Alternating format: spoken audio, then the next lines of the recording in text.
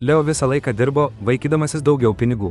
Jis praleido šeimos vakarins ir savaitgalio žygius su draugais, Maja ir Radžiu.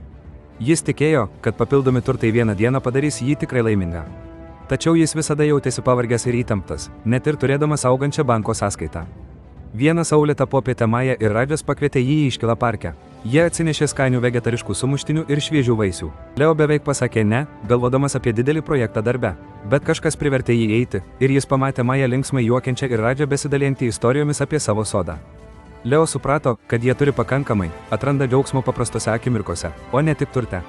Jis stebėjo žaidžiančius vaikus, jausdamas lengvumą, kurio nebuvo pažinęs daugelį metų. Jaučiasi geriau nei bet koks premija, jis pagalvojo, šypsodamasis. Jis sužinojo, kad finansinis stabilumas yra geras, tačiau pinigų manija neleidžia jums gyventi. Jis nusprendė dirbti protingiau, o ne ilgiau, skirdamas laiko draugams ir sauliai.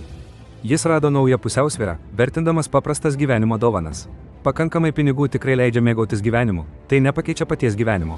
Atminkite, tikras turtas randamas patirtise ir akimirkose, o ne tik banko sąskaitose.